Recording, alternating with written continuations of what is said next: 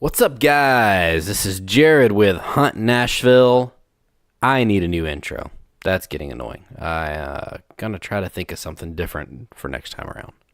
But until then, here's this episode of the podcast. Welcome to Hunt Nashville. If you haven't heard us before, we're a podcast that focuses on hunting and music and kind of where they meet in between. We have a lot of artists and musicians and writers and producers, as well as people from the outdoor industry and just buddies who like to hunt and everything in between. It's very chill, very laid back, no structure, just like we like it. On this week's episode, we have Mr. David Brinker. David is an avid outdoorsman. He's a writer, he's a musician, he's an artist. He just came out with an EP earlier this year called Made Out West. It's very, very good. Check it out on Spotify, iTunes, all those places. He also was the marketing director at Sitka Gear for a long time. Sitka is a outdoor clothing apparel brand, I think is probably the best way to describe them. If you've been hunting for any amount of time, you've probably heard of them. Very good stuff. He worked over there for a while, and now he is kind of pursuing music and doing his own thing. So, thank you for listening to this podcast. If you like it and you want to hear more like it, if you like it and want to hear more like it, if you like this podcast and you want to hear more that are similar in fashion, please like and subscribe where you're listening to. Better yet, I have not asked to do this yet, but I will ask of our regular listeners, and if you're listening for the first time, share it. If you like it, share it. End of this episode, copy it over to Facebooks or the Instagrams or the Twitters or the MySpaces or the GeoCities or what's some other stuff that's defunct? Vine? Is that even a thing anymore? I think that's gone.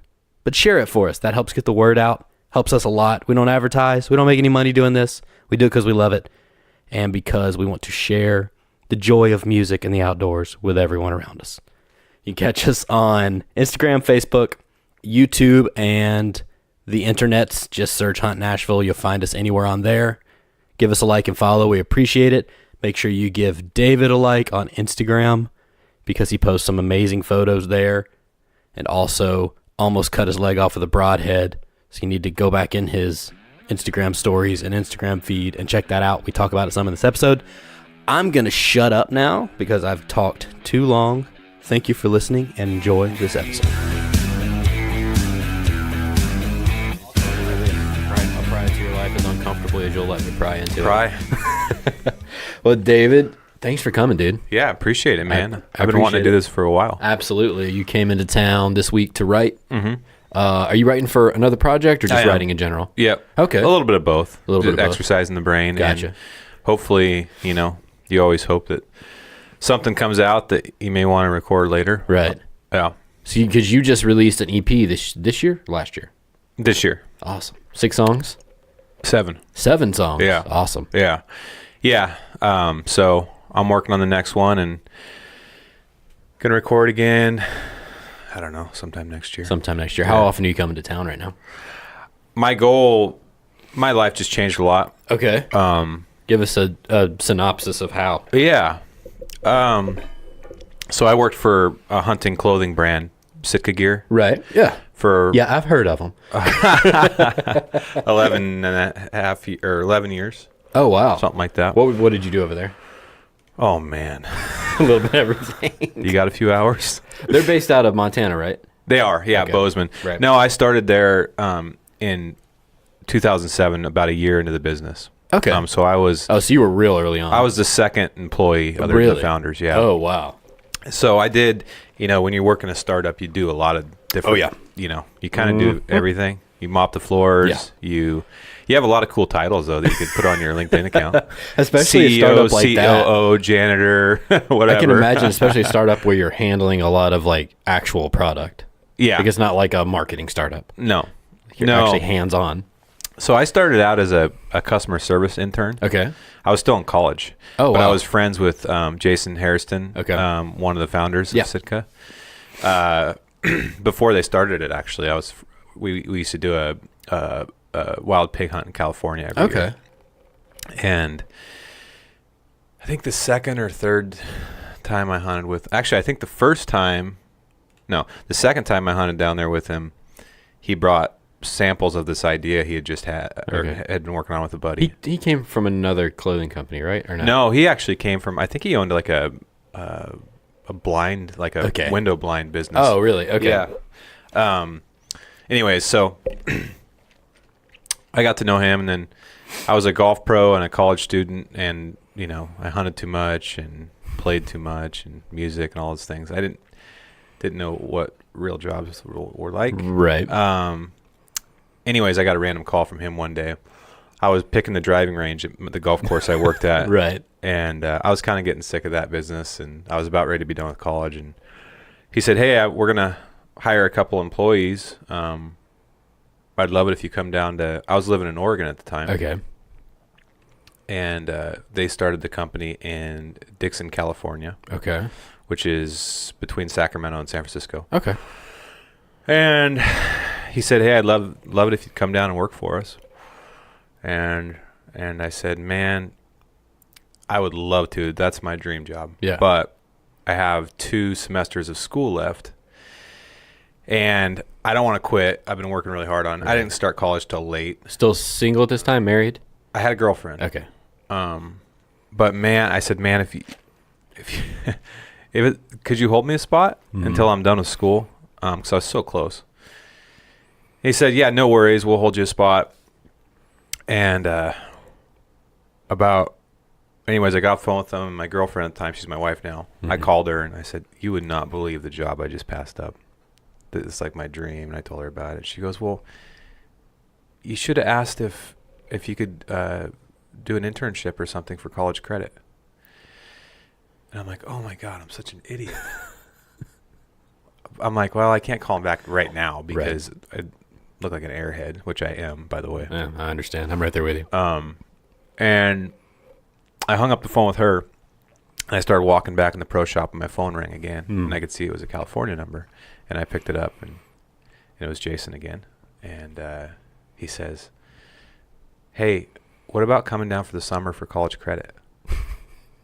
And I go, I'll be there next week. Right. So I quit, and wow, we loaded, Rachel and I, my now wife, loaded everything we had, which was like 5 things, into my truck the next week, and we moved down there that summer, and that's how it all started. But yeah, so I was there for 11 years. Wow.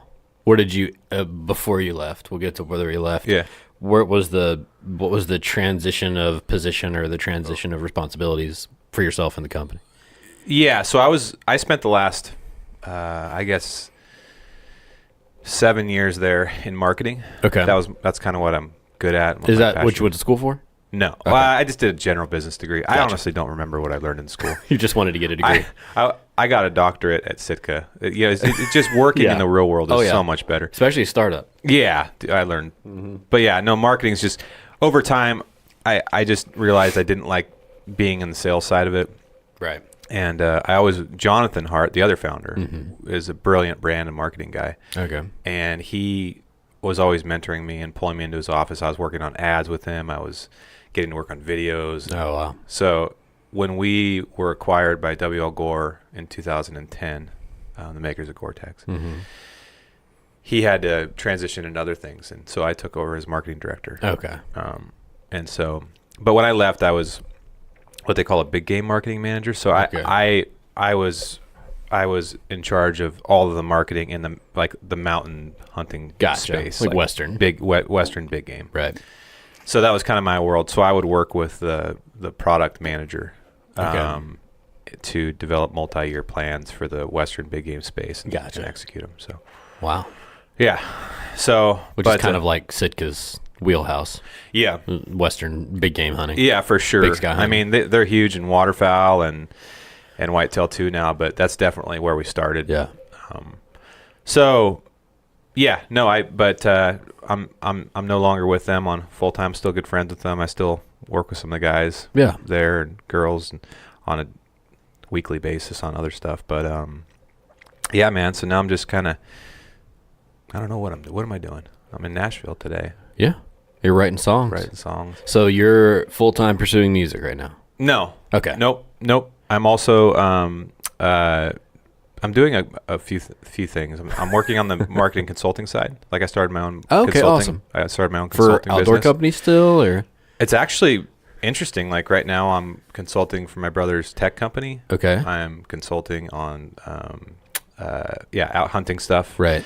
And a couple other things. Okay. So it's a little bit of everything because the fundamentals of marketing aren't, Right. They kind of work everywhere. Right.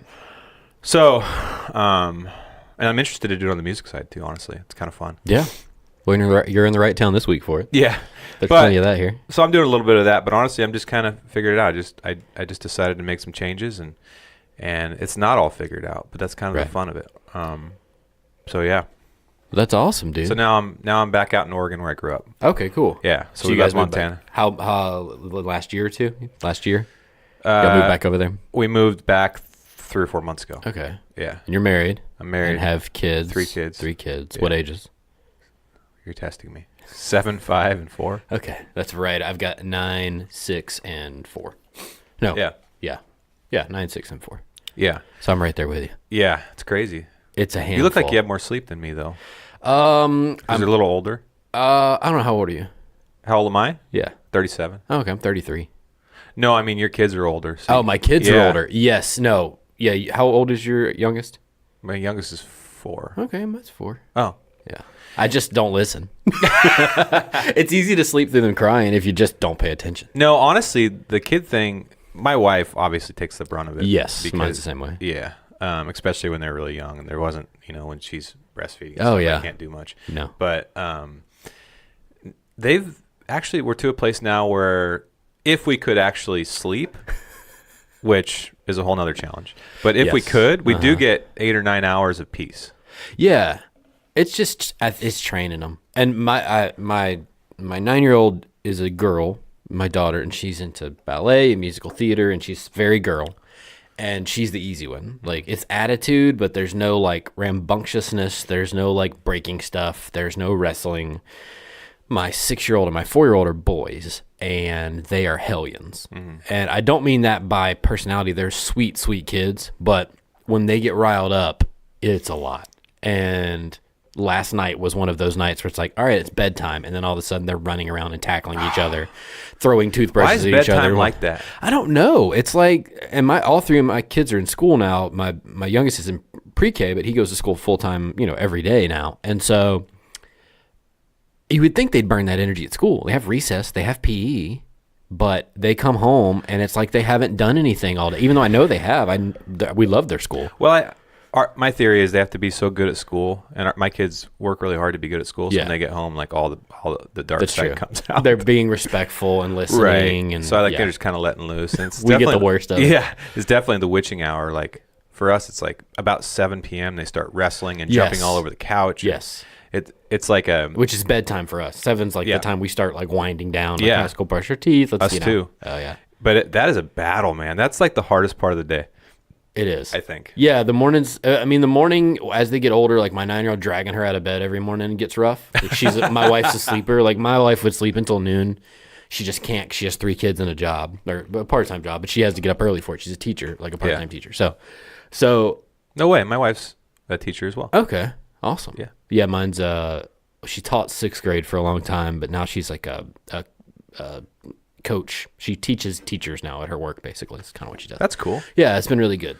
But yeah, like, so dragging them out of bed in the morning is now the problem with the older one. The younger 2, it's getting them to go to bed, and the older one, So it's do you getting out have of bed. 2 boys and a girl? 2 boys and a girl. That's exactly what we have. Yeah. And my daughter will not get out of bed. Is she either. the oldest? Yes. Yeah. And It gets worse. If you let her and worse. sleep, she would. Yes. I'm not sure she'd come out of there. No, she wouldn't. This morning it was like we have like the routine at like 6:30 because we have to be at school at 8, and Yeah. we live like 3 minutes from the school, so Yeah. we're pretty closely located. Yeah. But it's like, all right, flip the light on, time to get up. 5 minutes later, go downstairs, start breakfast or whatever, get clothes together, time to get up. And it's just inevitably, like, by the 5th time, I'm like pulling blankets off and like Yeah. throwing stuff at her. Like, please get out of bed. We have to get ready. You Yeah. have 5 minutes to get dressed. Right. Yeah. Right. So, that's crazy, man. well, how So do you similar. like? Well, and the balance becomes hard too. Kevin and I just had this conversation the other day about, and we've had it several times on here, about how when you have kids, I don't miss the days of not having kids. I love my kids and I love being a dad and all the stuff that goes with it. But I do miss those, like, especially the hunting and the stuff where it's like, oh, I just want to go. I think I'm going to go this afternoon. It's 1:00 and I'm like, oh, I'm done with work early. I'm going to go hunting this afternoon. That doesn't happen anymore. Yeah. It's got to be planned out months It's definitely in more advance. challenging to do that. Yeah. How do you like in your head kind of balance all that stuff? Because I know you still do some big game hunting out west. You've killed a couple elk this year, and so how do you like balance that? Do you consider it more work than play, or? Yeah, it's kind of become my main. How do I say this? Because my life's been, even before Sitka, my whole life has been centered around hunting. Mm-hmm. Like I grew up I'm a third generation Western big game hunter. Okay. And so literally months, and it's turned into there's only a couple months out of the year where I don't hunt. Okay. And when I met my wife, it was like I could never hold down a girlfriend. She's my first real relationship. Really? Yeah, because I would always tell him, like, look, you will never see me in You September. won't see me from September to Like December. the month doesn't exist for a relationship. Right. And I remember telling my wife that in our first date, because I would just open up with it, because I was tired of it coming out later, and they're like, "What? Where are you Causing going?" a giant fight. Yeah. Mm-hmm. So I was just with my wife. I was like right up front with everything. Like she, even to the point where she was a bank teller when I met her. Okay. And she helped me fix 5 overdraft fees. So she knew I had no money. Right. Actually, I think I still live with my parents. And I hunted too much. Right. So I knew when she hung around for a while that she actually did like me. Everything was out. Right. But so it's always been there. Uh-huh. So I guess it's easier for me. It's just kind of grandfathered into my life. It's what I do. It's what energizes me. If I don't do it, I'm not happy. Right. How many days a year do you elk hunt, do you think? Probably like 30 to 40. Really? Yeah. That's insane. Yeah. That's awesome. Yeah. It's like I said, if I mean, it's what I live for all year round. Right. Everything else kind of just gets me through. Do you do mule deer too? Oh yeah. Yeah. Yeah. Elk and mule deer are my favorite. Okay. Do you need to bear hunting? I mean, I guess I out did. west- I killed a bear this year, but it's a secondary species Right. for me. If they walk by me, I guess there are no whitetails that far. we West. have Colombian whitetails in Oregon, Okay. but they're hard to get a tag for. Do you guys have Sitka that far north? No, Sitka blacktails are Oh, no, I'm thinking of where are they at? they're in Alaska. What am I thinking? We have Colombian Coos. Coos deer are southwest. We have Okay. Colombian blacktail. Okay. And so where I live in Western Oregon. So where I live specifically, we have Roosevelt elk, Okay. Colombian blacktail, black bear, all that stuff, turkeys. So what I usually do, well, it's been a while since I've been in Oregon, but my Montana routine was like, I don't know how many tags I'd have every year in Montana. My wife would roll her eyes right now because she's like, does hunting season ever end? How does Montana's tag system work? I mean, do you put it for draws? You or- do. You do. You certainly can. Okay. But honestly, you'd have to have a lot of time on your hands to fill all the tags you can buy just right over the counter. Okay. You can buy, well, with just very simple draws and stuff, you can have a bull tag, a cow tag, multiple whitetail doe tags, a buck tag, Wow. wolf tag, bear tag, mountain lion tag. You can buy a sheep tag every year in Montana if you want for a couple specific units. Antelope tag. You can have a buck tag, a doe tag. So it's just ridiculous. You could go crazy. You can go crazy, and I certainly did. But in Oregon, you can just shoot one bull Right. and one buck, Okay. and then a bear, a mountain lion, whatever. So this year, I was fortunate. I got a bull and a bear with my bow, and then I went out to Montana and got another bull and an antelope with my bow. And then I tried to kill a blacktail buck with a rifle. I've never gotten a rifle tag for blacktail deer in Oregon. And I passed up some small bucks and took a couple people out that shot bucks, but I never saw one I wanted to shoot. So I ate the $474 tag. Yeah. That's harsh. Yeah, whatever. It was worth the experience. But, so yeah, man, but back to your question, how do you balance that? It's really hard, to be honest. I don't have the formula, and sometimes I'm sitting out there like, man, I should be home right now. Right. Like, but then again, it's like my wife and I talk about it all the time. Mm-hmm. It's like I have to do it to be present and happy when I am home. Right. Because otherwise I don't feel fulfilled. Mm-hmm. But then when I'm out there, I feel guilty about it. Right. So I don't know. It's just constantly that I just check my gut usually. Right. And it's like, I know I want to go tomorrow. Right. But I don't really feel good about it. So I'll just be like, no, I'm not going to go. Right. And I've tried to get better over the last several years, now that my kids are more conscious of me being gone, mm-hmm. and they want to know why. Right. About being smarter about when I do use my time. Like I used to just go blah the whole season. But now I'm like, okay, these weeks probably are going to be the best. Right. And then, I watch the weather. It's like, okay, those 3 days I need to be out. So these 4 days before that, I just need to give it all at home mm-hmm. and be present and be with my kids. So when I go, it's a more happy experience. Right. Because if you're a married person, you know that if you leave and it's not right, right, the phone calls you're going to get when you're out are not worth being out. No, they're not. They suck. And the hell you're going to get when you get home. And the hell so it's actually, my wife is great, man. She's so supportive of what I do. And as long as I pay my dues and like be a good husband and dad, right, when I go, she's like, she's just as excited for me when I'm successful. That's awesome. As I am. So, but dude, I don't know. I fail. I struggle with it. It's just like everybody else. We just had this conversation for like 45 minutes yesterday. Me and Kevin and I did about how like I've recently kind of fallen out of love with whitetail hunting. Mm-hmm. Within the last probably 5 years, I didn't grow up whitetail, but like I started at like 13 or 14 and killed my first doe with a bow, and then started rifle hunting after that, and I killed many, many deer.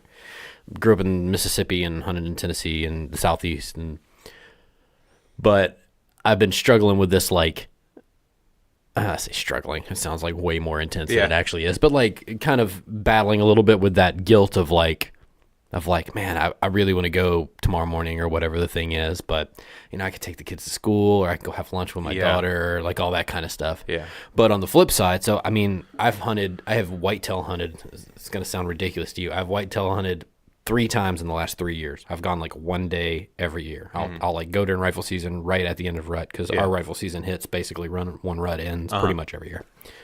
And I've killed 4 deer in the last 3 years. So I've been like very lucky. Wow. But on the flip side, I probably turkey hunt 20 times in the spring. Yeah. I'm gone. So your turkeys are like my elk. Yeah, turkeys are like my elk. And a lot of people don't really get that because it's a small bird. It's an ugly bird. It's not as popular as whitetail hunting. But for some reason, it's just like, it's kind of like your elk. It's just taken over for some reason. And I'm just like addicted to it. It's not about what the bird looks like or the size of it. And I'm just assuming, but because I can kind of get in the mind of it, because I understand, man, because I'm not a trophy hunter. Right. Like my bull in Oregon was a spike. Yeah. I missed a 310-inch bull 2 days before that. We're going to get into that in a minute, just so you know. But, I don't care. For me, it's about, in the situation, how do I feel? And also, I'm balancing 100 other things. Like when I shot that spike this year, it was my last day to hunt. I was getting a little pressure at home, rightfully so. I'd been hunting a lot, and I should have been done. I should have killed the story we're going to tell in a little bit. Right. And so, anyways, I think if I had to guess for you, it's that you don't. It's not about the trophy part of it. It's not at all. And the other reason I love elk hunting is the interactions and the challenge of speaking the language of a wild animal.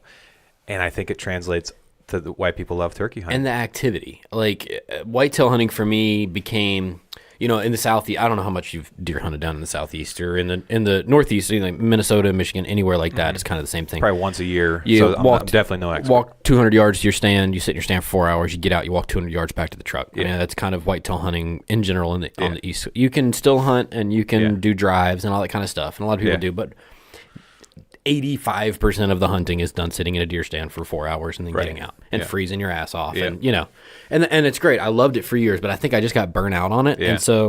And then I started turkey hunting. Actually, I killed a turkey before I killed a whitetail, but I didn't really get into turkey hunting until the last like 8 years or so, like really heavy. And so the more I started doing that, I'm like, oh, I can go out and walk 10 miles and get some exercise in. Yeah. And if I don't hear a bird, I got a bunch of exercise in. I saw a bunch of stuff. I got to walk up and down the hills. Yeah.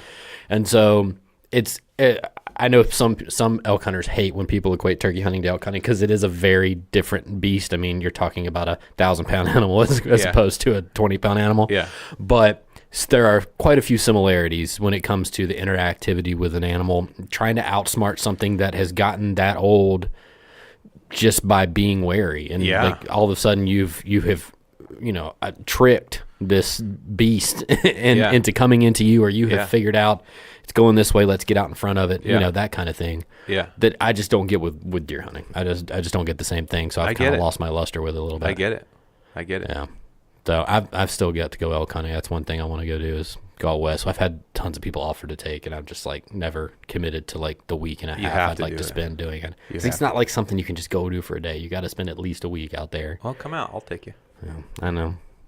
I'll trade you to show me how to call in a turkey. Because the turkeys we have out west are dumb. Oh, are they like, really? I'm going to shoot a turkey next week with my recurve without a ground blind. How? They just stand there and look at it. Where I live, they've never been hunted. Yeah. You need to. Have you ever hunted southeast turkeys before? I never have. I've only killed one turkey in my life. I was in California, and you can spot and stalk. I mean, they're not the eastern turkeys. Easterns, especially in like the hardwoods of the southeast, are a son of a bitch. I've heard that. Assholes. Yeah, they are hard. No, I really want to experience that. It will break you. It's probably a lot like hunting elk out in big country where it's real open and there's not a whole lot of cover. Yeah, It's the opposite. There's too much cover, and they're so freaking wary that the way I hunt, I don't hunt. There's like the old school way of hunting where it's like you go pick a spot, you sit there until you hear a bird, and then you go make a move. The way I hunt is I go and I walk and locate call at daylight trying to get one to gobble off the roost. And then if I don't locate one, I just keep walking until I find one. And I bump a lot of birds, but I also kill a lot of birds too. So that's how I hunt elk. Yeah, but it's just like, I would much rather have the interaction with a turkey running away from me than have not seen anything all day, Yeah. And you can educate a elk, you can educate a tom to an extent, but eventually somebody's going to kill that animal. I can sit for about 5 minutes. Whitetail hunting, I can sit only if I'm constantly seeing deer. Otherwise, I am. And see, here dying. It's not that way because, well, I shouldn't say that. We have a ton of deer here. We're very, very blessed in Tennessee. Our wildlife management agency does a great job. However, a lot of the places you hunt are like oak ridges and thick bottoms and field edges, and our fields are not 1,000 acres. You might get on a 10-acre field. Yeah. So it's not like hunting some places where you pick a knob on the top of a hill and you glass for 2 hours. Right. And you can just like, oh, there's one over there's a doe over there, there's a doe and a fawn over there. Yeah. You can't do that here because there's not a big enough area to do it. Right. And so that's kind of probably another reason why. If I whitetail hunted where it was a big open landscape, I might not be as disinterested as I have become. Right. Because you just don't. If the deer are not moving where you're at, you don't see them. You just don't. Right. And so you might go 3 or 4 or 5 sits without seeing a single deer, and then you might sit once and see 20. Yeah. I really liked, I've hunted Kansas several times. Oh, yeah. And I liked Kansas for that reason because it's a little bit more open. It's a different beast out there, too. And I can usually always see a deer. That kept me going. Mm-hmm. And then I went and hunted Illinois a few times, and I struggled with it a bit more for that reason. It's like I could see like 100 yards. I'm like in a wood plot or whatever. But I could usually always hear one in the leaves or something. But there were days that I was poking my eyeballs out because as a run and gun elk hunter, it's like if I don't hear or see something, I'm gone. Oh yeah, I'm out. I'm just like you. I bump elk all the time. Actually, I don't bump elk all the time, but I do bump elk. Yeah. Because I'm not stupid. I go slow and stuff. Right. But yeah, I don't bump as many turkeys as I used to, but I still bump turkeys. Yeah, I do bump, and that's just I don't know for that style of hunting. That's just the way it is. But yeah. No, you kind of have to just live with knowing that you're gonna bump something, but at least you got to see something. If you're not bumping stuff, you're not hunting fun for me. Well, and I don't, at least for like when people tell me I went all season and I didn't spook an elk, I'm like, man, you in my mind, I'm like, that's great for you, but you must not have been hunting. You're not giving yourself opportunities. You're not getting in the bubble if you're doing exactly. That. So especially if you're archery hunting, good God, I cannot imagine trying to shoot an elk with a bow. It's hard enough to shoot a turkey with a shotgun. Well, they're a little bigger. Yeah, but you got to be as close. Yeah. Yeah. There's a lot of barriers to entry, but once you learn the basic formulas of how to do it from people that are really good at it, I sort of just knock off what I've been doing it my whole life, but the last 5 years I've spent more time trying to learn from people that are way better at it than me. Right. That makes a big difference. Yeah, it's amazing how ignorant you are to your you think it's like, man, what if I could go back and replay all that and just use these very well, that's how you learn. You learn from making mistakes. I mean, I had not hunted with a lot of like older guys in quite a while, probably 5-10 years. And this last season, I met a guy named Brett Fulcher who owns Cherokee Sports, and they make decoys and calls and stuff, and they're based here just south of town. Somehow we got hooked up on like Instagram. I think they make a dove decoy, and I bought some, and I just like tagged him in a picture, and we got in a conversation, and he was like, "Hey man, why don't you come down to my farm and turkey hunt?" I'm like, okay. And so I show up one morning, and he's a pretty quiet guy, a real sweet dude, but he I could tell when we got out of the truck, like he was the kind of turkey hunter I needed to be turkey hunting with, because I'm like very run and gun, and if I haven't heard a bird, I'm gone. And he started just pointing things out, and he's like, no, we need to slip over here, and no, we need to go up this way, and no, let's pull back, don't call yet. That I had not gotten in a long time, because I've been kind of stuck in my ways of turkey hunting. Like, this is how I turkey hunt. And I've killed a lot of birds that way, but I do the same thing. I'm like, if I would have just done that in this situation, then... And so that's a lot of the learning that, the reason we started this whole Hunt Nashville thing, literally the core reason is we have a lot of friends who are musicians. Most of our friends are musicians. We live in town. We've been here forever. We've been in the music industry forever. Well, forever for us at least. And we had so many guys as the all organic sort of boom started happening within the last decade of people wanting to eat more natural and stop eating McDonald's and eat meat that they knew where it came from. We had naturally a lot of guys got into hunting or wanted to get into hunting, and we kept getting question after question after question about how do I do this? What kind of bow do I need to buy? What kind of stand? Yeah. And I certainly didn't get tired of answering them, but it was getting to the point I'm like, okay, the same question keeps coming up over and over. So we started making videos and putting them on YouTube, and that's just how and that's the only reason we made the videos. We made videos and put them on YouTube and sent links to our friends. It's like, here's the answer to this question. Because we're like, if you need answers to these questions, chances are other people do too. And so that's how this whole thing started. So, and it all started because we realized, and as we got older, realized that like, we want to try to save some people from the mistakes that we made hunting. There's certain things you will learn hunting that you will only learn by doing it wrong and scaring something or missing something or wounding something or whatever the thing is. That's the only way to learn that lesson. But there are a lot of lessons that I learned the hard way, because when I started deer hunting, I kind of did it by myself, and so I screwed up a lot. I deer hunted for like 5 years before I killed anything. And so that's the reason we started this whole thing, and there's so many lessons that you can learn from people who have more experience. But as you hunt longer, you get so stuck into your ways that you start thinking, oh, this is just the way it's done. Yeah, I think life's like that, you know? And I mean, yesterday I was riding with some folks, and we got done with the song, and it was my idea, but the way we wrote the idea, I'd never have done it that way, in a good way. Yeah. And Zach and I went out last night and had dinner. I'm like, man, that's why I like co-writing sometimes. Yeah. I write a lot by myself because I'm out west, and there's just not a lot of writers that I like to write with out there that I've met yet. So when I come here and do that, it's like, man, that was so good for me, because it took me out of all the normal stuff that I usually do, like the chord progressions and, you get stuck in a rut. Rhymes and it's like, man, no. So I think hunting's the same way. I think you should. I have a friend that, like I said, I've been hunting elk my whole life, but this guy, when I go elk hunting with him, I'm like, I feel like a blibbering idiot right now. I can't believe that he's this much better at it than I am. Right. But at the same time, like, this is awesome. I learned a whole different way of doing it, a whole different style that I had not even began to think about just by hunting with them. So I think just generally in life, if you can put yourself in the positions where you're uncomfortable and it takes you out of those ruts that you in, because even Corey Jacobson, he's a world champion elk caller and one of the better, well, he is probably one of the better known elk callers there are. There's tons out there that don't want to be known. Right. He'll tell you this is what I do.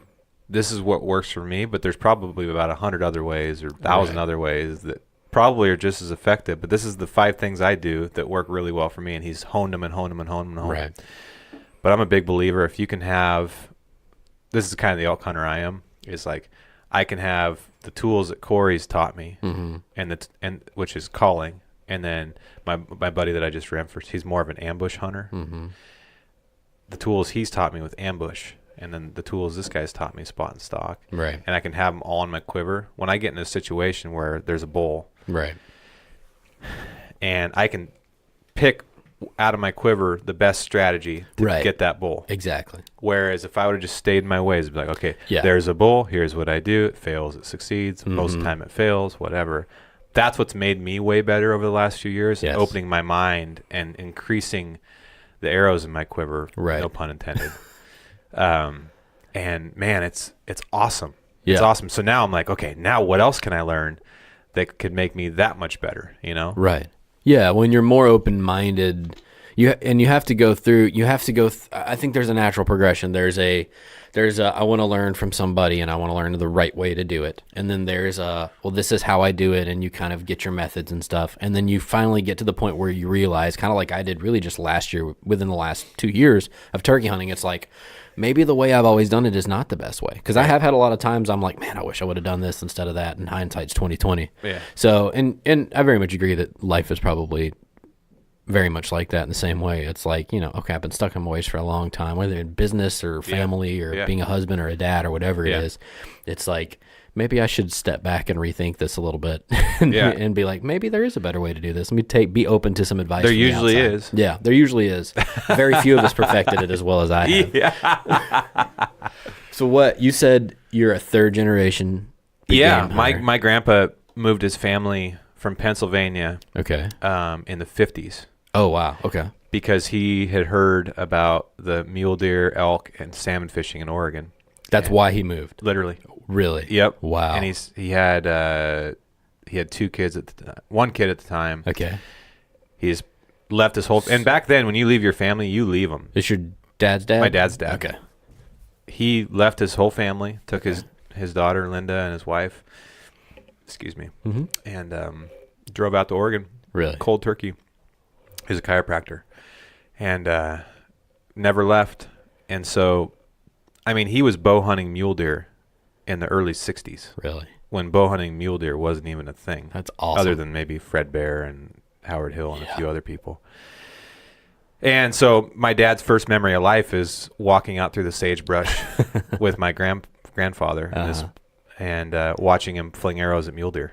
That's my dad's first memory of life. So I just, as soon as I came out, my dad had me with him. I mean, I was guiding elk hunters with him. I was with him guiding elk hunters when I was 6 years old. So is that what your dad did for a job? No, he's and actually I work with I failed to mention earlier too. I'm working on getting my real estate license in. Oh, okay, awesome. That's what my dad does. So my dad's been in timber and ranch real estate for 35 years. Oh, wow. Yeah.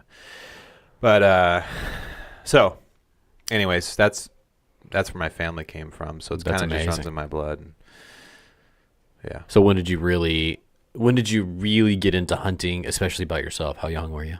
Oh, 2, 3. I mean, I was fortunate. I grew up on 20 acres. Okay. So I had a BB gun and a bow. Shooting squirrels and rabbits. Squirrels, rabbits, birds. Everything. The house. Everything. Posters in my room, like of elk. I had BB holes all over my room. Really? Oh, yeah. My parents would have killed me. Oh, dude, I shot many birds outside, but I don't think I ever shot a hole. I used to have wall. posters of deer and elk in my room, and there was BB holes all over them, and I'd shoot arrows at them too.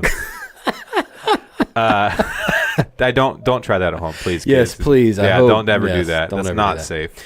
But yeah, man, I was outside my whole childhood in the woods doing that, and it was in fact I didn't really learn how to play games or like board games. I played some video games, but mostly I was in fact the other night down here with friends, and they were playing Scrabble, and I'm like, how do you play this? They're like, you're kidding. And I'm like, no, I have no idea how to play this. And I sucked. I sucked. Point being, I spent my whole childhood. You're just a wild man. I was just outside. Yeah. With my BB gun or my bow. So. That's awesome. Yeah. So, I mean, obviously I couldn't wait to be 12 because 12 in Oregon is the legal hunting age. Okay. But even before that, my dad taught me how to call in elk with my mouth when I was calling in elk for him with my mouth when I was 9 or 10 years old. Really? Yeah. Before I hit puberty and I could still hit those high notes. Oh, I long for the days when I could still hit the high notes. Yeah, yeah. And then I hit puberty and I had to start using reeds like everybody else. So I just grew up with it, man. So that's why I said it's kind of grandfathered into my life. Yeah. And so I'm fortunate in that regard. That's awesome. Yeah. So you started off on elk, like as far as big game. Yeah, elk, mule deer, and blacktails. Okay. Yeah. But elk's sort of always been the center of it. Right. So it's always just, it's something that's, you can't really equate a starting time to it because it's just always been in your life. Yeah. Even from a young age. As soon as I could walk, my dad was taking me with. I'll put it this way. There was a year in high school. Was it in high school? I can't remember when it was. But there was a year I missed 40 days of school. 40 days of school. Yeah, which I don't think would be legal. I had to get you just like get arrested by a truancy officer. Now. Yeah. Your parents would go to jail. My dad took me out. I wouldn't send them. I think that's totally okay. I believe, and my dad always told me this. He would always tell me, "You're going to learn more in a day with me than you will in a week of school." And that wasn't just to go hunting, by the way.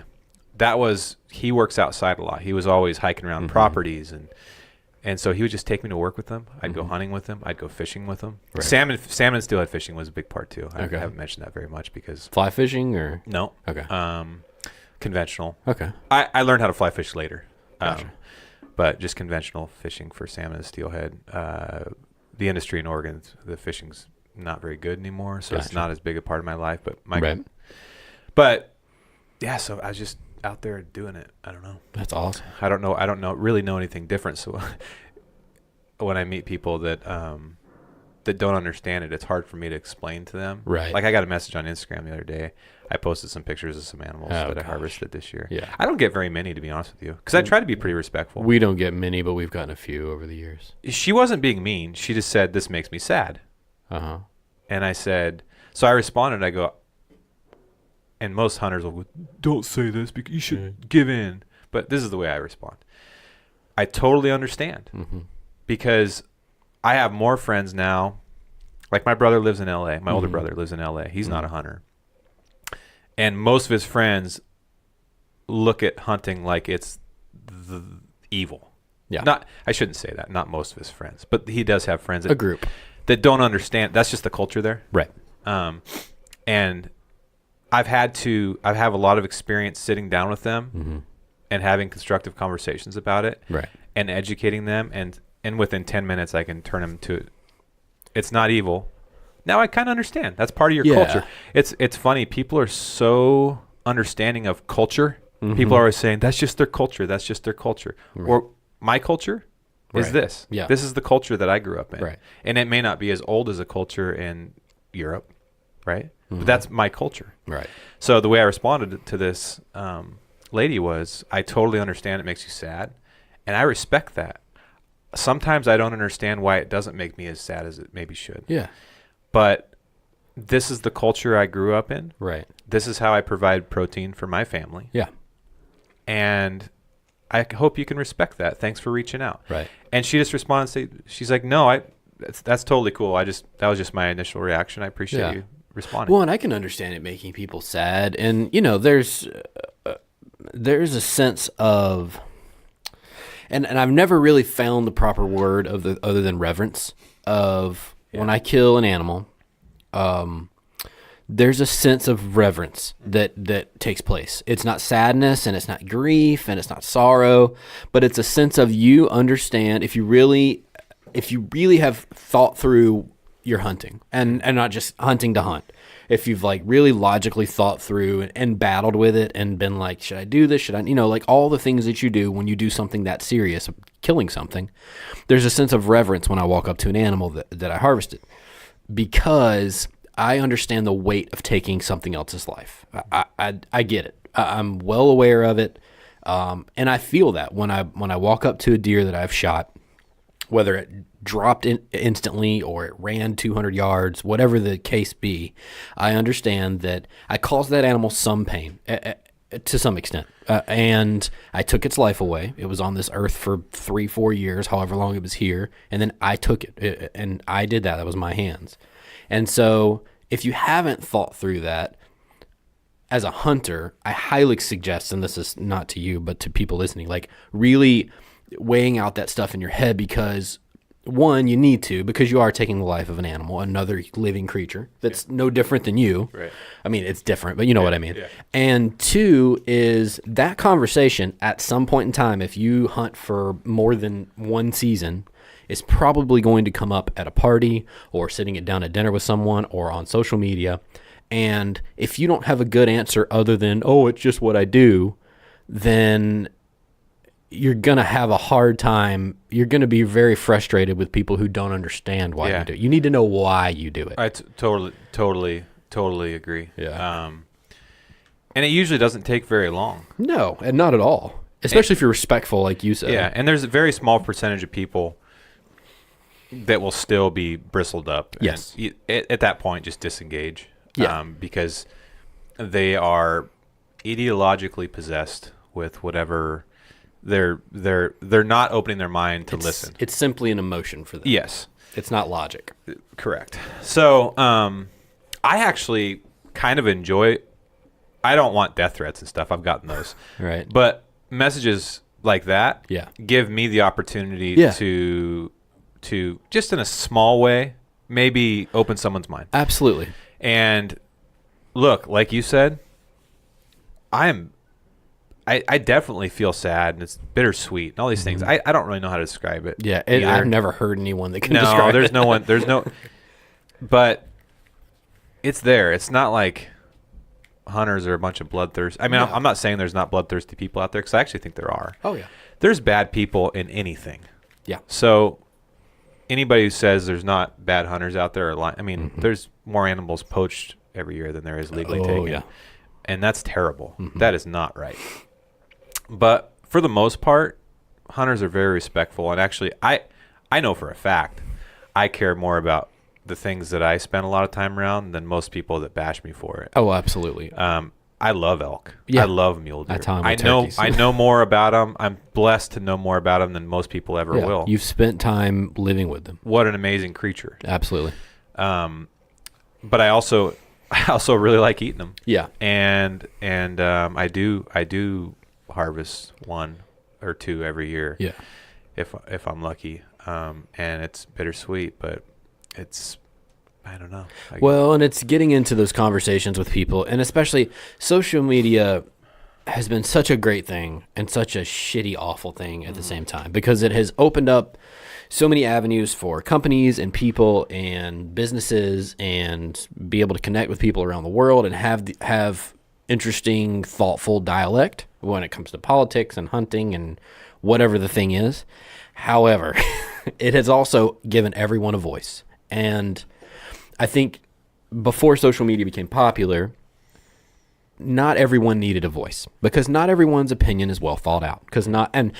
And this is, I will disclaim this by saying I have tons of opinions on things that are not well thought out. Right. Loads. I have tons of opinions on things where I just go with my gut reaction. Yeah. And then I'm like, usually my wife's like, why did you say that? And I'm like, I don't ever say it on social media, because I'm pretty careful about what I say, because if I don't know you well, I won't say anything rude to you just because we're not buddies or whatever. Tends to be a good thing to do. Exactly. This is a different conversation than this. So But there are, as far as like conservation and hunting, especially around the animals that I hunt and have traditionally done all my life and grown up hunting, I have pretty well-formed opinions about those. And it's not because it's what I've always done. It's because I've spent a lot of time thinking about it on my own in the silence of sitting in the woods. They're literally thinking through of, why am I out here? Why do I love this so much? Why do I do this and that? And so social media is a great place to... I never try to convince someone that they should hunt. I try and lay out, kind of like you said, the facts about why hunting maybe isn't as bad as they think it is, and a lot of the great things that hunting has given that people can't really refute. There's certain facts and science and statistics about hunting and the American conservation model that have worked that people can't refute, other than arguing, oh, it's just bad. I don't like you to kill animals, and that's emotion. That's not arguing with facts. Yeah. And so if you can argue with that not argue, if you can have a dialect with that logic and talking with someone about what has actually happened, not what my opinion is, you can have your opinion, but back it up with something that's factual. And hunters are not good at that, because traditionally we just haven't had to be. And there's a lot of infighting. Yeah. And the fact is that hunters haven't done a good job of projecting their image. In fact, they've done a terrible job. It's an awful job. Yeah. And so I feel like we're picking up a lot of the pieces that we created. We are, yeah. We're trying to. And for the most part, thanks to brands like Sitka and people like Steve Rinella and Joe Rogan and those that have a voice that extends past hunters. Right. But that also project it in a respectful and in a way that shines light more on the experience rather than the trophy. Correct. And the holistic view of conservation and environmentalism and all those things. Well, just coming at it from a direction of like love, you know what I mean? Like not coming at it from a direction of I'm right, you're wrong, or look at me, I'm so cool because I killed this animal. Oh my gosh, that's the worst. Yeah, but coming at it from a respectful, loving nature goes a long way, and even that doesn't work to an extent. Ranella, I'm sure, gets it all the time, but just like I saw, he and Patel has posted something on Facebook, or their social media team did, about like, here's like something which I wouldn't have posted it, but I don't have a problem then, about like, here's some Democratic senators and here's some Republican senators. Yeah, they got hell for that. Yeah. And I wouldn't have posted it, not because I have a problem with what they said, just because I wouldn't have wanted to deal with the hell. Yeah. But it's just that kind of stuff. Yeah. Like you can't even be objective anymore. You have to explain yourself of like, well, this Democratic guy is good for this. Well, like he supported a great thing. I'd remove the D in parentheses at the end of his name, and he had a good idea here, Yeah, I think I've talked a lot with those guys, not Steve, but like people like Randy Newberg and who do or Joe Rogan, that do get political at times. And well, Rogan told me, I go, dude, how do you deal with the comments on your Instagram? Because he'll get like 20,000 comments. Oh yeah, and if you look through them, like, you'd go psycho reading them. I wouldn't. I don't know how you could sleep at night. And he said, I don't look at them. I never look at them. He goes, I'd go crazy if I looked at them. Yeah. Because I don't care. This is me. Right. And like I kind of have the liberty I'm at a point where I can kind of just be me. Yeah. And that's okay. And he goes, I tell my friends that have a lot of like Cameron Haynes and stuff like that, it's like, why do you read the comments? Because, man, you're going to go crazy. It's just going to kill you. And is it going to change anything for you? No. And most of the time, like, if you do engage with somebody, if you can get past like the initial like emotion and actually take it a step further, and it may only take a minute, you realize that they may not even, like you said, they're kind of just throwing stuff out there because there's no accountability. It's not in person. It's completely anonymous. No, it's anonymous. I'm sitting at my desk. It's like, I don't get that. I disagree. That offends me. And then you're like, really? Well, let's talk about it. Why like, does that offend you? No, it's okay. I get it. I totally get it. And that's almost always what the response is when it comes to things. It's amazing how when you try, somebody's like, you're an asshole. It's like, well, why do you think I'm an asshole? Well, I was just kidding. Yeah, but I really respect and envy people that can do that Yeah. I struggle with, man. If I get one negative comment, well, a few years ago, if I get one negative comment, like actually I can still think of a couple that really still bug me. They really do. And someone told me one time that maybe that's because they were probably more true than you wanted them to be. And I'm like, yeah, you're probably right in a way. But now, after spending time with Randy and these other folks that do such a good job, I think Cameron does a really good job of it too, is you got to be able to stand for something and be confident in what you say, but also be willing to be wrong. Yeah. But if you spend your whole life, especially in the social media world, if you worry too much about what other people think, you should just not have an account. Yeah. Or you should just keep it private and keep it to your family or whatever. But if you're going to have a public account, which I do, if you're going to have followers, which I do, if you're going to play music, and which is ultra criticized. Oh gosh. Inside and the most raw emotional thing. It's like writing poetry. Yeah. It's like, here's my insides. You got to be ready to take it. Yeah. Or just, just do it and don't worry about it. You have to be prepared to understand exactly what you said, that there's a lot of knee-jerk reaction and there's no accountability for a lot of people. And there are so many great people on, like, oh, dude, this is awesome. I'm glad you posted that. Or, I wouldn't have shot that deer, but I'm glad you did. Even something like that doesn't bother me. Yeah. We started our little YouTube channel, and it's got like YouTube's the worst. It's got like 300,000 or 400,000 views on the channel, so it's not a ton. But we had we posted these how to call turkey videos, and they became popular for us. And there was a few comments, and they started rolling in, like somehow it got on some playlist, and like it went from like getting a few views to like a few, like 20, 30,000. And there was a couple of comments that came in were just like, hey, you're just an asshole and you don't know what you're talking about and da-da-da.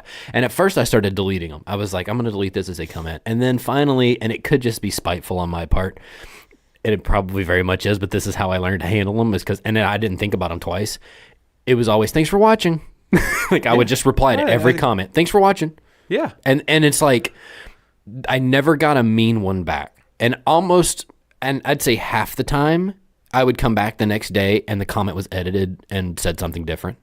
I feel like, I don't know a non-cliche way to say this, but in a sense, if you look at the people that get a lot of that negativity, it's because they're saying something that matters. Yeah. And that's actually being honest. If you're not honest, you probably won't rise above, you won't hit the radar. No. But if you're honest, and you're getting a few people like, hey, I disagree with that. That means you actually said something. Or like in the music industry, like if someone actually makes a statement and actually comes out and they're different, they're like, that's not the way you do it. Yeah. It's like, well, what is it? Especially in the country music industry. Yeah. Oh, dude. Yeah. It's a tough one, especially nowadays. Well, it's not, there's a lot of similarities between the hunting industry and the music industry. Is there really? Yeah.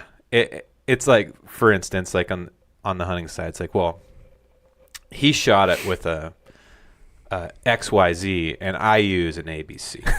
So, good job, little guy. But you could probably never do it with an ABC. And it's like, that's not real country. This is real country. I'm real country. Yeah. So I know you have, you've sold 1 million albums, but it sucks. Yeah. Okay, guy? Okay? Yeah. You know what I mean? 1 million people didn't think it sucked. Yeah. But I'm right. It's very similar. Very similar. Yeah. Oh, yeah. I can see the similarities there. I think it's, and the similarities between those two, especially in the hunting media side, which I have been involved with to an extent with shows, and the country music as a media, as entertainment. Those two entertainment sides are very, very similar as far as back scratching and favors and all the negative things that go with it. Yeah. So it's you don't have to pull back the facade of those negative things, but you have to be able to kind of push those to the side and see the good stuff. And there's a ton of great things about the country music and tons of super great people in the country music industry, especially in this town. And the same thing goes with the hunting. I've met some like hunting media people. I'm like, nah. Yeah. I'd rather not work with them or let's not do that. Yeah. And I've met some of my friends have become like lifelong friends. Yeah. That way too. So it's like you have to be able to willing to sort through some of that stuff, because the entertainment industry, no matter what kind of entertainment it is the entertainment industry. And it doesn't matter if they came from South Mississippi or LA or in Nashville, it's probably going to be the same way. People are people, and you're going to have some you get along with and some you don't. Yeah, exactly. Yeah. So, all right. So you shot at a very large Roosevelt elk this year. Start me off. When was it? Was this in September? My dad still sends me a picture every other day of me. Was there footage? Were y'all videoing? Yeah, there's footage. Oh my gosh! Is it like you very clearly you saw what you did? No. You can't see the shot. Okay. But there's a lot of footage. So my dad and my brother were behind me. So there's footage of the bull, plenty of footage. Oh yeah. Well, this bull we've been hunting him for 3 years, so he's known. So how big was he? Do you think? He's 310, 320, but and any elk nuts out there like, well, that's okay. It's not that big.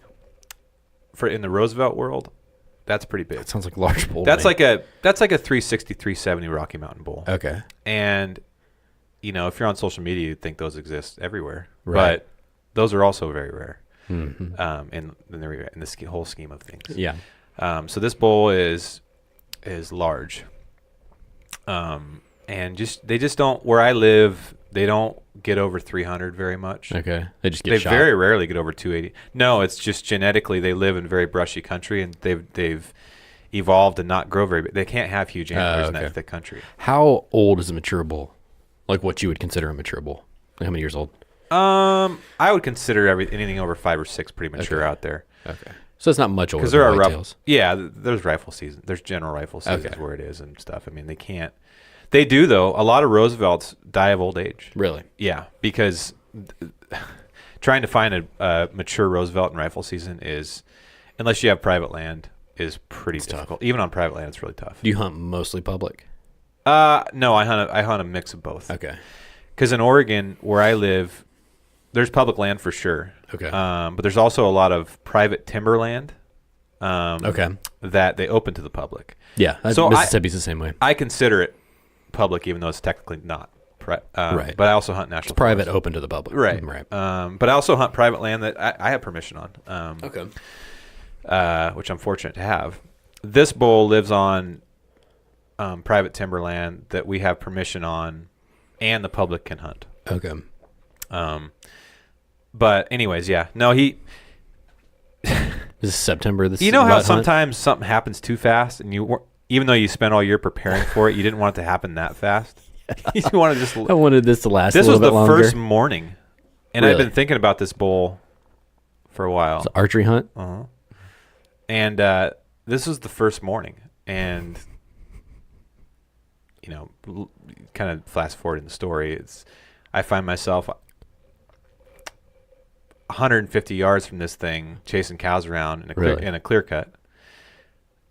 No idea that I'm there. Wind perfect. Out in the open at 8:30 in the morning, which is you never see him out in the open at 8:30 in the morning. Right. He's out there like chasing cows around, rolling around in the mud, and I was just standing there like, this is unreal. Yeah. And I'm getting closer and closer, and pretty soon I find myself 80 yards from him. He has no idea I'm there. And then about 75. And then 70. And I got to the 70-yard mark, and I'm pretty good on if a broadside elk is oblivious at 60 yards, right? I will take that shot. Okay. I'd rather not. But that's a pretty good poke with a bow. It is, but elk are different than whitetails and even mule deer in that regard. Right. If they don't know you're there, they're not as jumpy. They do jump, right, but they're not nearly. Sometimes you can draw while they're looking at you and shoot them. Wow. Yeah.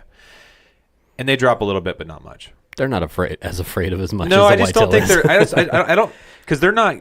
They haven't evolved to, like with cougars. I mean, mountain lions do kill them, just like but quick tit. Yeah, quick they're not as kind of. They're thing, not they're not as jumpy as like.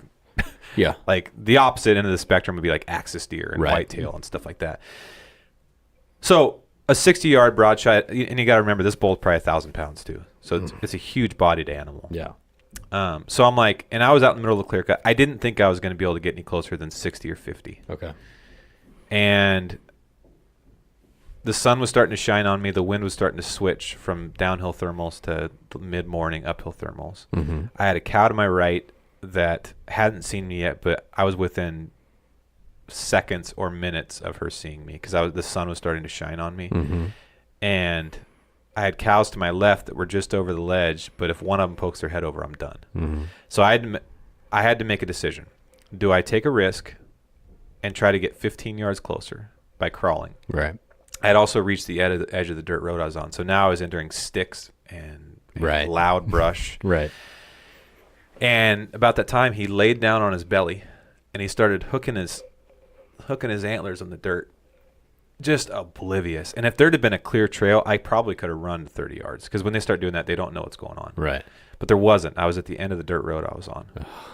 And so I got on my knees, and I got as close as I could, which ended up being just under 60 yards. Okay. 58 or whatever. And he was still laying there.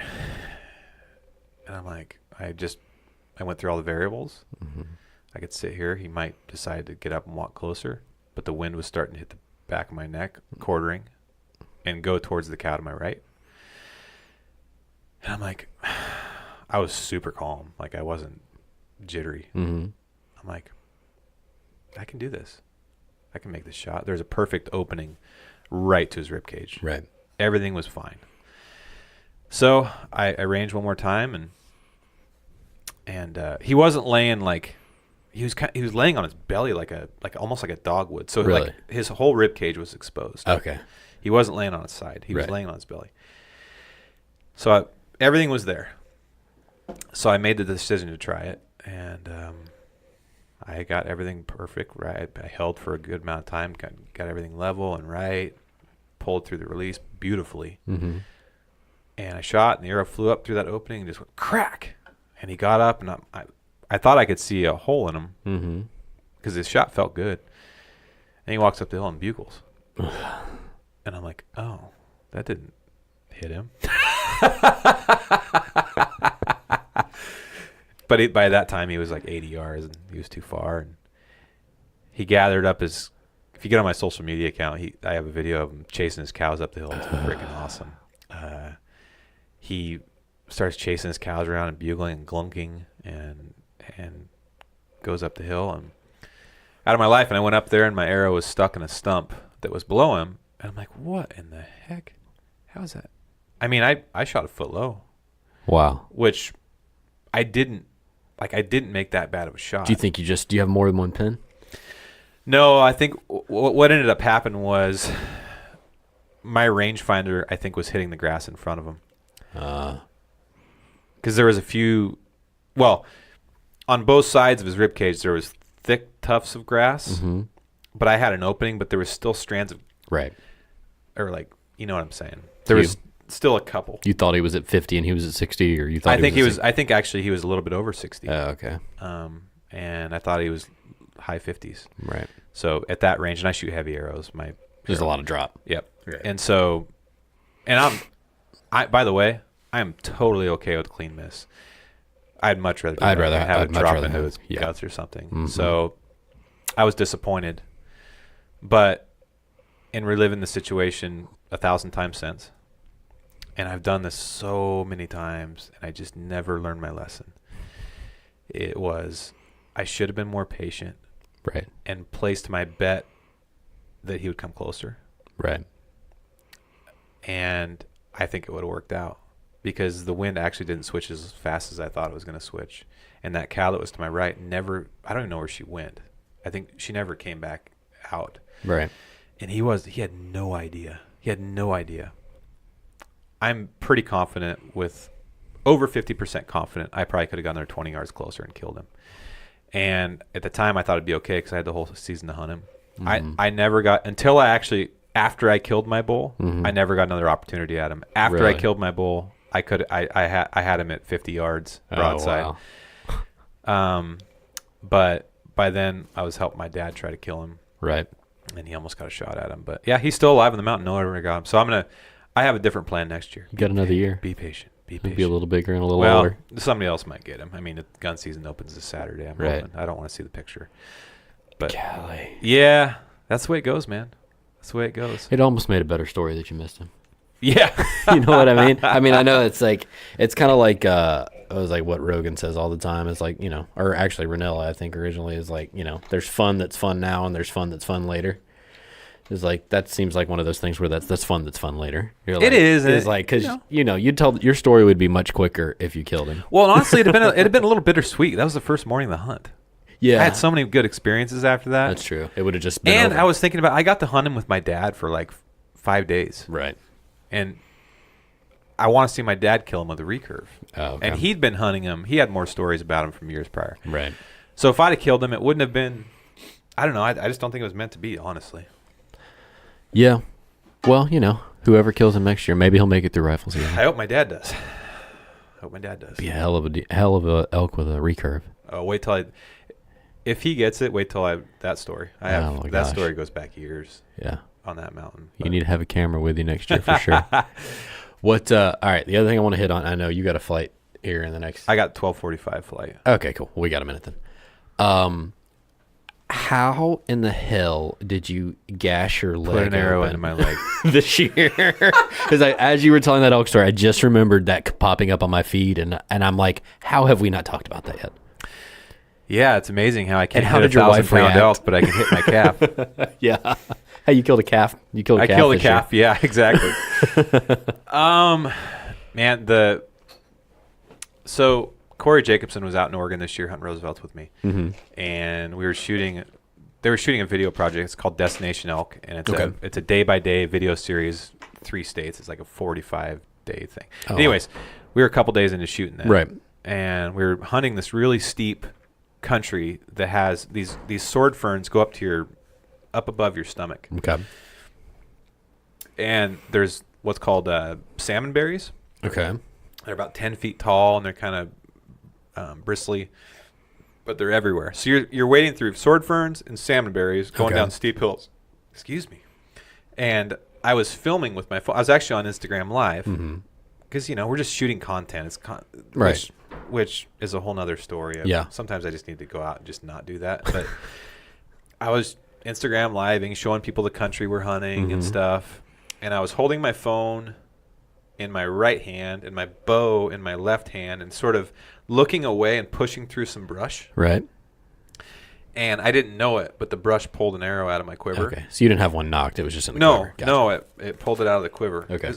Those salmon berries they have really thick stems. Okay. And yeah, so I was pushing through it with my bow kind of like an idiot. This whole story is stupid. It was embarrassing. It's funny, whatever.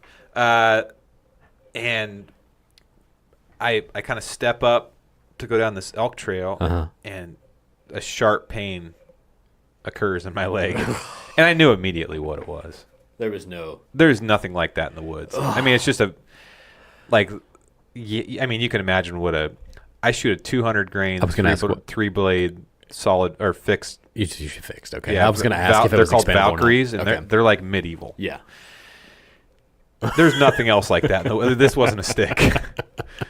And I just quickly looked down, and I don't remember if I pulled it out or if it fell out because the adrenaline kick kind of kicked in. And I immediately just, because the blood was gushing, I had bottoms on. Right. And gaiters and pants, and the blood had already drenched all of them. It cut through your gaiters and everything. Yeah. Oh, yeah. Oh, my gosh. And so I just immediately stuck my thumb on the wound as hard as I could and went to the ground. And Corey and Donnie and John were about 100 yards ahead of me. And I yelled at them. I said, "Hey, you guys." And Corey starts cow calling. I'm like, "No, we're not hunting anymore." I cut myself really bad. And so what's sort of the plus of all of this, just from a learning perspective, is John, the cameraman, filmed the entire thing. Really? Yeah, so they ran up there, and that episode of their thing will launch later this month. But they came up there, and luckily Corey's really intelligent, because I wasn't in the state of mind to really... Yeah. I was fine, honestly, but totally honestly, like, there was a minute or two where I wasn't sure that I was going to die. No, because we were 4 miles back in the backcountry. I was going to ask, how far back were you We were guys? 4 miles in, Okay. and it's a really thick... Were you camping, or was you just parked that morning? Parked that morning. Okay. But it's a really thick, like the trees there are probably 80 or 90 years old, like, and they're really tall. Mm-hmm. And there ain't there's no med vaccing out. There's no med. Well, they probably could, but it would be tough. Right. So all those things were going through my mind. Plus, I didn't know if I hit an artery because I've hit animals in the artery in the leg before, and it doesn't last long. No. I mean, it's quicker than a lung hit in a lot of regards. So when it happened, I'm like, honestly, I was kind of mad. I was. Did it ruin your hunt? Well, no, not even that. I'm like, this is a really stupid way to die. Like, you idiot. Right. You have 3 kids. And when Corey got up there, I asked him right off the bat, I'm like, hey, do you think I hit an artery? And he goes, of course he said no. But later he told me he didn't know. He wasn't sure. But he told me, no, you're going to be good. And once I knew I was going to be good, I was fine. But yeah, basically we had to he MacGyvered my leg with all the materials that we didn't have. And they carried me out. That's amazing. On their back. How long did it take you guys to get out? I caught myself at 8:30, and I think we got out at like 3 or 4. Wow. Yeah. But it was a lot of learnings. And actually, it was good that it happened in many regards because I learned that I wasn't as prepared as I should be at all times. Right. And it wasn't just me. Guess what? Most people aren't. Yeah. I've gotten so many messages. It's like, no one carries anything. Everybody carries a cheesy first aid kit. Yeah. I can tell you, that ain't enough. Mm-mm. And you should, well, there's so much to learn about tourniquets and right. And all, like, just being safe. Needed to stay. Your pack is kitted out now. I have way too much stuff. But I'd rather have way too much stuff. Walking triage center. The other thing is, like, people think this is rare. It's not rare. I've gotten 4 or 5 messages from this year of people putting broadheads through their legs. Really? Yeah. It's amazing. How pissed was your wife? She wasn't. My wife would have been a great, like, ER nurse or a EMT or whatever. Mm-hmm. She's so calm. I called her. Well, Corey didn't want me to freak her out. Right. So Corey actually grabbed my phone from me when I got called a little him. scratch. Well, yeah, I said, honey, I poked myself, or I cut myself. I cut myself with a broadhead. Oh, okay. Well, just call me when you guys get it figured out, you know. And I'm like, no, it's a little bit more than that. And then Corey grabbed my phone from me, and he's like, hey, Rachel, it's all good. We'll call you back. we're headed back to where we walk back to the truck. And later she's like, why didn't you tell me it was that bad? And I'm like, because I didn't want to freak you out. Yeah. But honestly, it was bad. I was probably within an inch of the artery on the backside of my femur and a couple inches from the artery in my calf. Uh-huh. And that's bad. That's real bad. It's real bad. So, I mean, obviously that could happen again. Is there anything you've done to, like, is there any kind of, like, band or something you could put on a quiver to keep something from popping out like that? That's the thing? even stupider. No, it's not freak. It's the even stupider and more embarrassing part. Mm-hmm. Is the quiver that I shoot I shoot really skinny shafts. And I had adjusted it, but not enough. You can tighten it, so it's like you can barely get it out of it. So you're going to hold it, right? Yeah, so now I'm so tight. It all comes in, and you're like jerking, trying to get it out. No, I could have tightened it more. In fact, the day before that, it happened. I had an arrow fall out in the brush, and I didn't even think about it. I'm like, whatever. I stuck it back in there, made sure and I kept checking it to make sure they're staying in there. But it's just... Because you don't want to lose one. You weren't even thinking about it cutting you wide open. No, but... I wouldn't either. Here's what I learned. There's so many things that we all do as hunters, maybe just as human beings in general, that aren't stupid until they're stupid. Like, you don't realize how stupid they are. It's not too late until it's too late. Texting and driving. Oh, gosh, yeah. Stuff like that. Anything. Unless something stupid happens, it's going to be fine. Right. But, like, shooting yourself with a gun or getting poked with an arrow or falling off a cliff, whatever, hunting is it's actually a pretty dangerous thing to do. Yeah. I mean, I've been charged by bears. Like, you call in these 1,000-pound beasts with these huge antlers in the brush, and you're, like, challenging them to fight. Like, it never happens, but moose charge people all the time. Oh, yeah. Elk, I've never even heard of it happening. But I guess my point is like, I'm trying to work on being more present and conscious and not being so confident in the fact that I've been doing this for 30 years. You also don't want it to take away from the fact, like, you have to be conscious of bad things that can happen. Yeah. But you also don't Not want paralyzed. not paralyzed. You don't want it to affect you to the point where No, but not necessarily you don't start hunting, but maybe there's some risk that you've taken in the past that have helped you kill an elk that you don't want it to keep you from taking those risks as long as they're not dumb, you know? but it's also like wearing a tree harness, Oh gosh, yeah.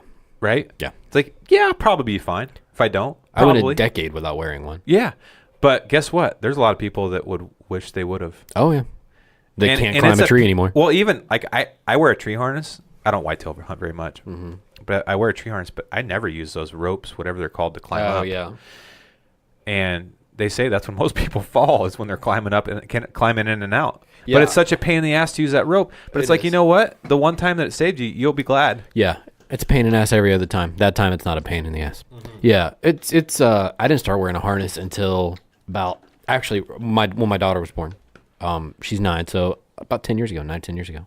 I started wearing a harness because my wife found out that I didn't. We had been married for like 2-3 years, and so it had come up in we were at dinner with somebody, a hunting buddy, and his wife, and I don't remember who it was. And it had come up in conversation, and he was like, "Oh yeah." He's like, "Yeah, I've you know," and I got to pack my harness every time, and just jokingly, I'm like, "I don't wear a harness." And my wife was sitting there, and she's like, "Excuse me?" And I'm like, "No." And she's like, "Should you?" And I'm like, well, yeah. So she, for Christmas that year, is what she got me. We had like no money. She bought me like which was a lot, like a $90 hunter safety system harness. And she was like, all right, I'm getting this for you. You have to wear it all the time with threats of, I'm going to kill you if you don't. You're not going to die of the tree. I'm going to kill you. So I started wearing it. And then after that, if I forget my harness and I'm like, I'll just climb the tree. If I get in a stand or I use a tree climber a lot because we will change trees every time or change locations.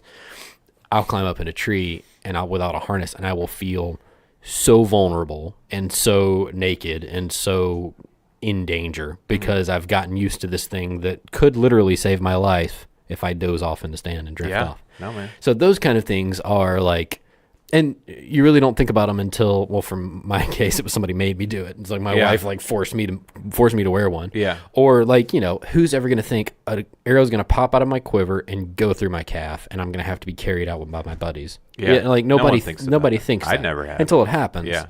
And then you're like, oh, maybe I should carry a little bit more first aid in the woods with me. Yeah. Yeah. Yeah. I'm sure that added to your kit quite a bit. Oh, yeah. It did. So we're all the way through. Back to music, and we'll close out with music. So you did your EP last year, and you're writing now, and you're writing for, what are you writing for? Just writing to write, to get songs in general?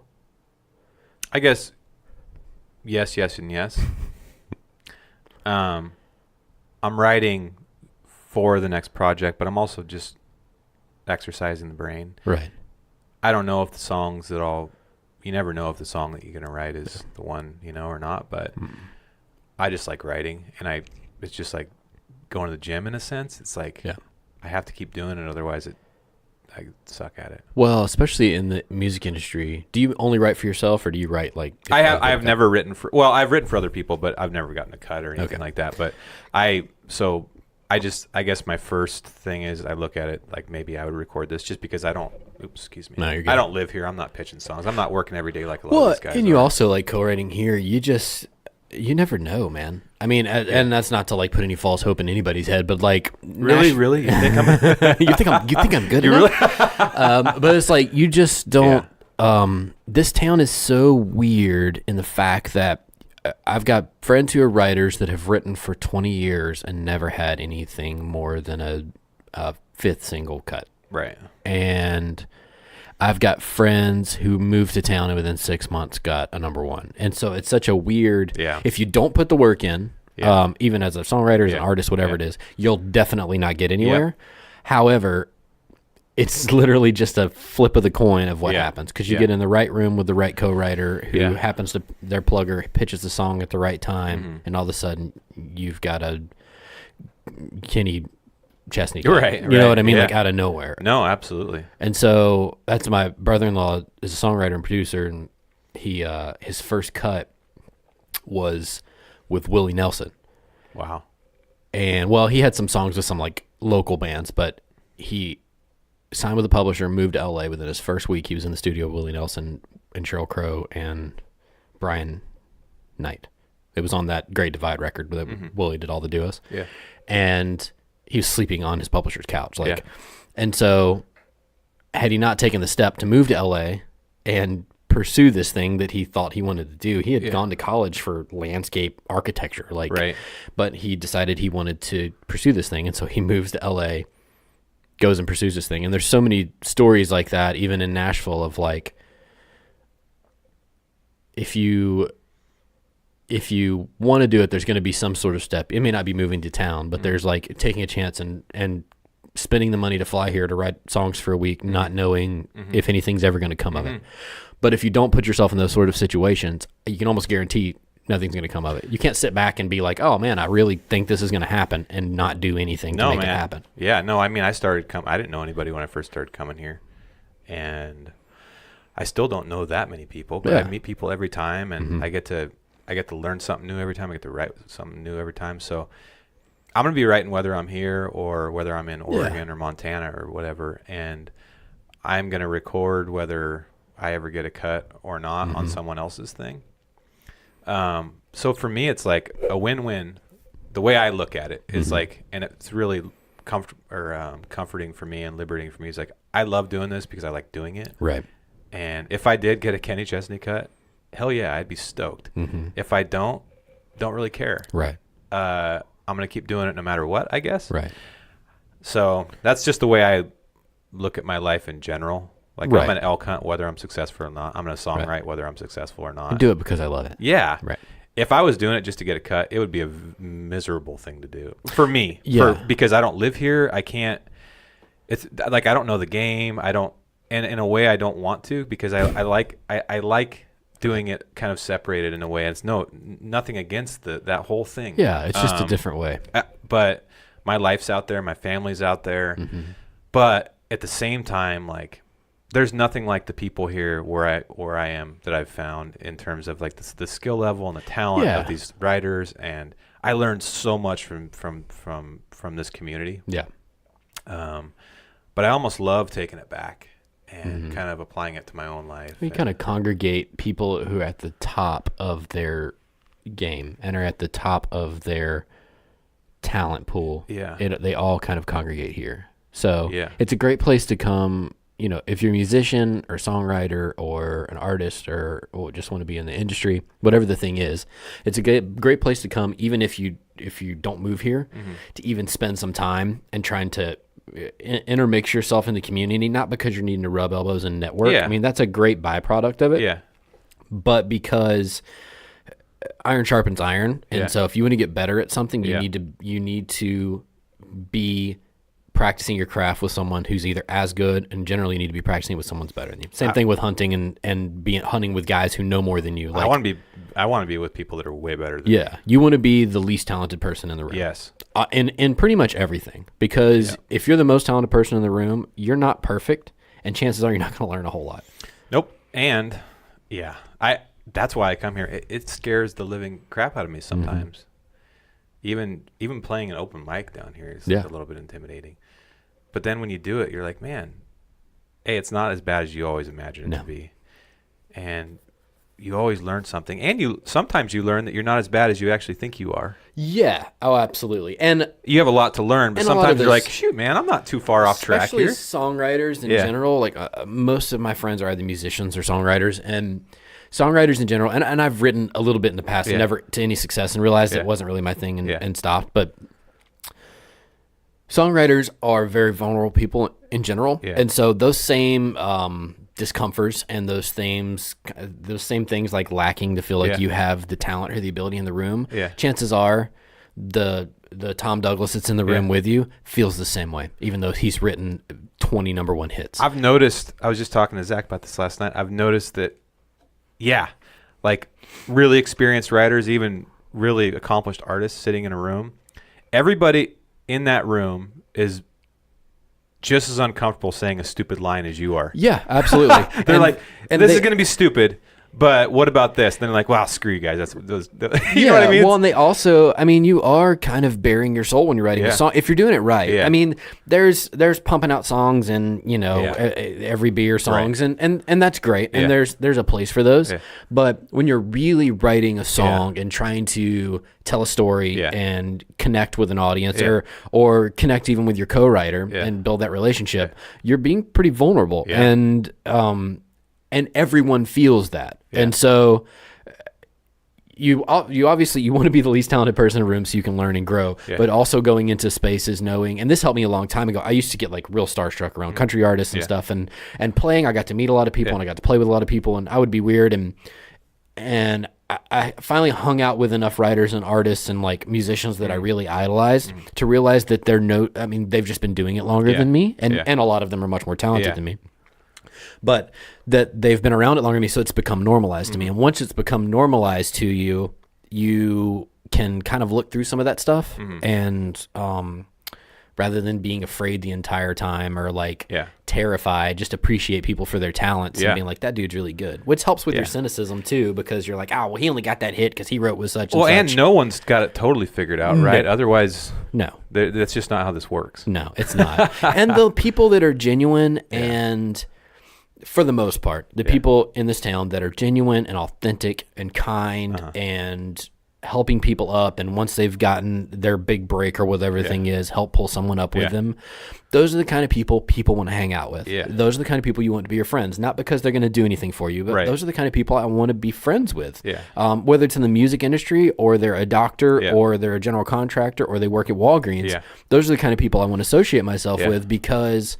they get it. And the music industry is so weird because you can have a level of success where you made $3 million last year and everyone in town knows your name. But if you're not humble about it and you can't still just hang out and be one of the guys or girls, I mean, you're not really going to have any authentic relationships because everybody just wants to be around you for what you can give them. Yeah, that's scary. Yeah. That's not a good place to be. And, and I have that problem all the time. Yeah, so. for sure. But, no, I'm glad you're here, dude. Thank you. I appreciate you having me on, absolutely. man. And next time you come back, we'll have to do something. Let's do it. Yeah, we'll hang out, and I'll try and hook you up with some people. That because I have nothing to gain. I'm a songwriter, so that's the beautiful thing about it, dude. When I got out of the music industry, I was like, it was such a sigh of relief for me because I had become so cynical about like, oh, that dude's playing his shit and that he's only got that gig because he knows. And then when I got out of it, I was like, oh my gosh, I really enjoy music again. Like I got to the point where did not listen to country radio. I didn't buy records. I didn't do anything. And now I can sit back and like buy somebody's record that I don't even know and be like, oh, this is really good. And so you got to kind of keep that air about you. Absolutely. Because if not, you'll be turning your nose up at everything, thinking you're better. That's kind of why I like traveling here. Go back to Oregon and be around normal people for a little bit. I understand. All right. Well, what's a good place on social media? I'm on Instagram, Dave Brinker _. Okay. Yep. Awesome. Appreciate it. All right. Thanks, dude. I appreciate it. Thank you, man.